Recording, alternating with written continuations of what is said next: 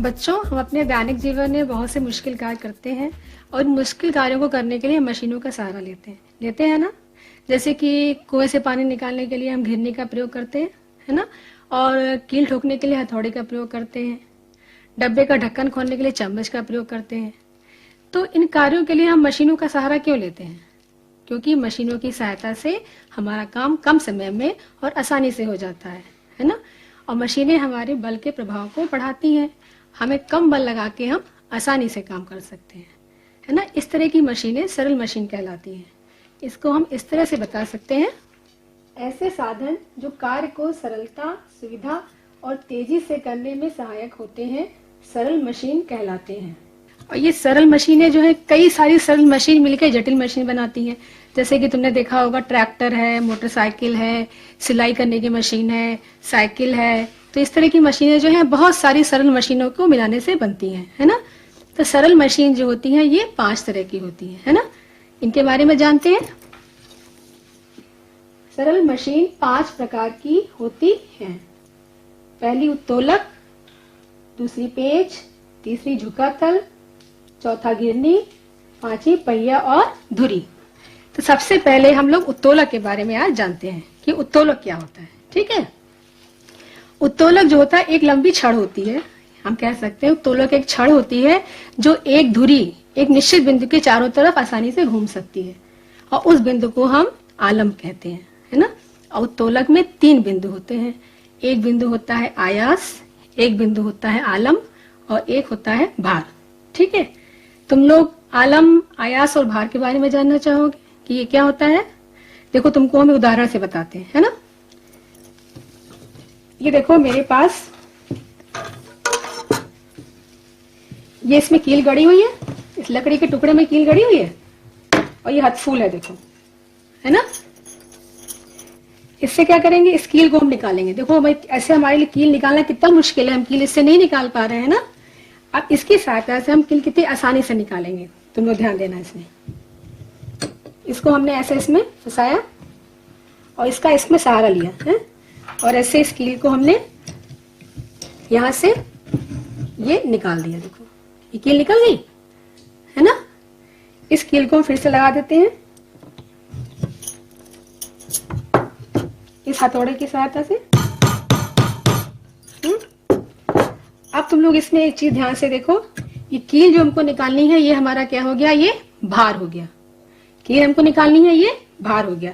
और इस हथफूल को हम ऐसे जैसे में लगाते हैं, तो यहाँ पे इसको टेक लेते हैं, यहाँ पे इसको हम थोड़ा सहारा देते हैं, टेक देते हैं। इस टेक के लगाए बिना ही निकलेगा नहीं, तो इस टेक वर्क को हम क्या कहते हैं, आलम, है ना।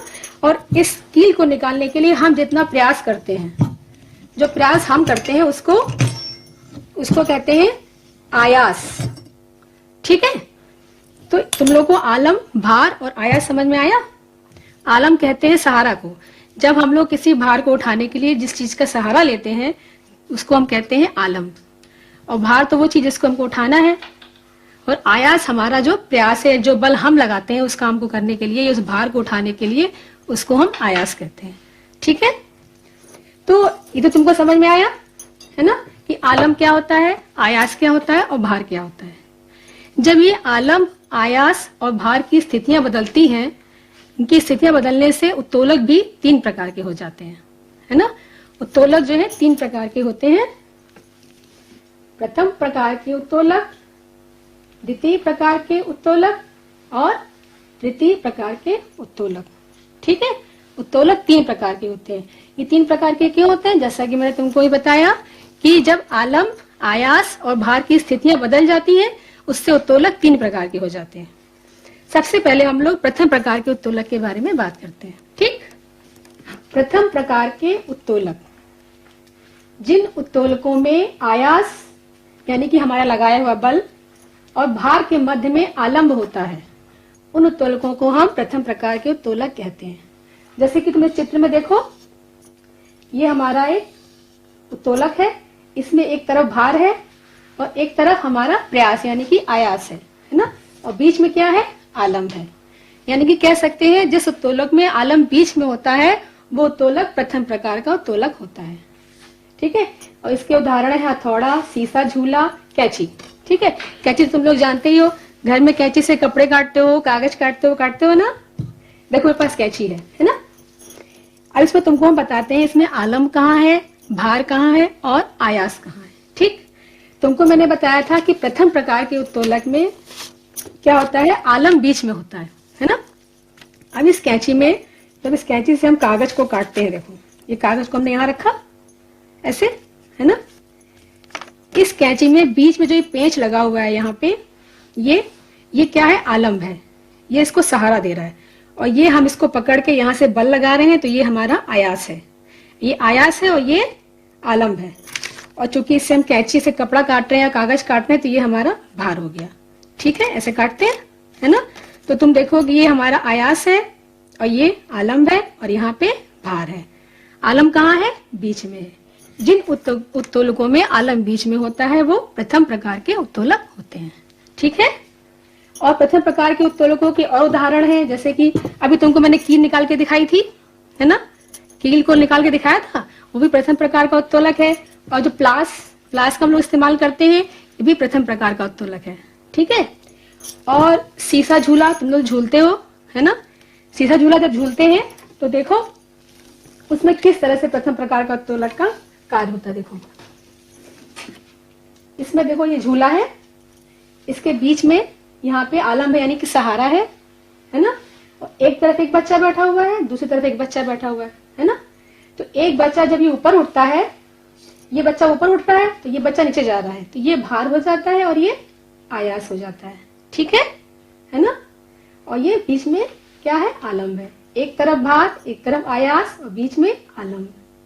ठीक, तो सीसा झूला जो है प्रथम प्रकार के उत्तोलक का एक उदाहरण है। तुम लोग के घरों में आसपास की जगहों पे हैंडपंप लगा हुआ है ना, हैंडपंप से पानी निकालते हो ना। कभी ध्यान दिया ये किस तरह की मशीन है, ये प्रथम प्रकार का उत्तोलक है। कैसे, देखो इस हैंडपंप के चित्र को ध्यान से देखो। इसमें इसको चलाते हैं हम तो पानी निकलता है। पानी कहाँ होता है, नीचे। पानी यहाँ पे चढ़ता है, यानी जो पानी हम लोग निकाल रहे हैं वो क्या हो गया, भार, है ना। और यहाँ पे हमको इसको हैंडपंप को सहारा देते हैं, इस जगह पे ये, तो ये हो गया आलम। और यहाँ से हम बल लगाते हैं पानी निकालने के लिए, ये हो गया आयास।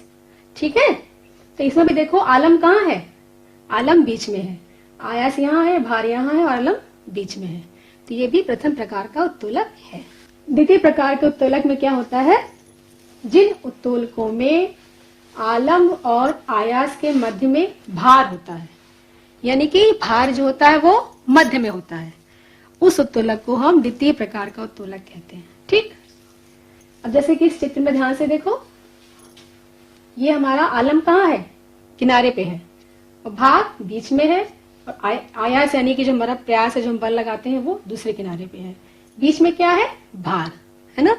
तो इस प्रकार के उत्तोलक जिसमें भार बीच में होता है उसको हम द्वितीय प्रकार के उत्तोलक कहते हैं। ठीक, इसके उदाहरण क्या है, सरौता, जो तुम्हारे घरों में होता ही है, ट्रॉली है, नाव है ना। अब तुमको हम बताते हैं कि सरौता, ट्रॉली या नाव में आलम, आयास और भार कहाँ कहाँ होता है।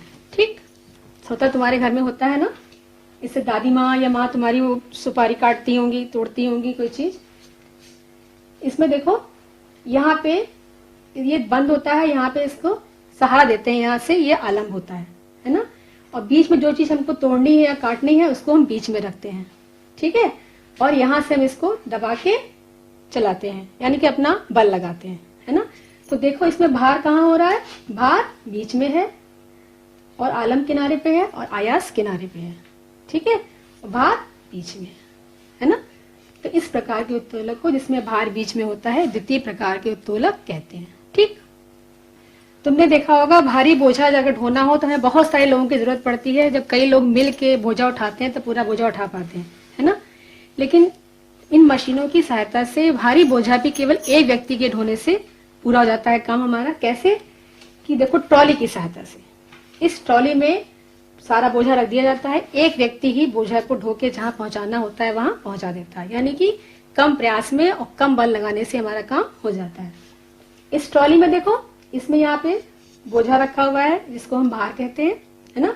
यहाँ से हम बल लगाते हैं यानी कि आयास, और ये हमारे यहाँ पे जो पहिया होता है ये हमको जमीन पे सहारा देता है ना। तो ये क्या हो गया, आलम्ब है, और बीच में भार हो गया, आयास और आलम्ब किनारे पे हो गए, है ना। तो ये भी द्वितीय प्रकार का उत्तोलक है। इसमें देखो ये जो बच्चा बैठा हुआ है ये अपने हाथ से बल लगा रहा है चप्पू को चलाने में, तो ये आयास हुआ, ठीक है। अब ये बच्चे का भार और नाव आगे बढ़ रही है तो ये भार हो गया, और चप्पू को बच्चे ने सहारा दिया है यहाँ पे, तो ये हो गया इसका, ये बिंदु क्या हो गया, इसका आलम्ब हो गया, ठीक है।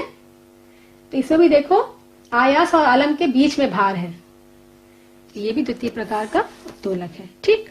ये देखो बोतल खोलने का यंत्र है, ये बोतल खोलने के यंत्र है, इससे बोतल को ढक्कन हम खोलते हैं, है ना। तो इसको जब बोतल में हम लगाते हैं तो यहाँ से हम इसको सहारा देते हैं, है ना, और बोतल का ढक्कन बीच में होता है, और यहाँ से हम प्रयास करते हैं, बल लगाते हैं। इधर हमारा आयास होता है, इधर हमारा आलम्ब होता है, और बीच में भार होता है, ठीक है। और ये देखो ढक्कन, डब्बे का ढक्कन तुम्हारे घर में जब खोलना होता है कैसे खोलते हो, इसको किसी चीज की सहायता से खोलते हो ना, ऐसा तो खोल नहीं पाता ढक्कन आसानी से, इसको इसकी सहायता से खोलते हैं ना।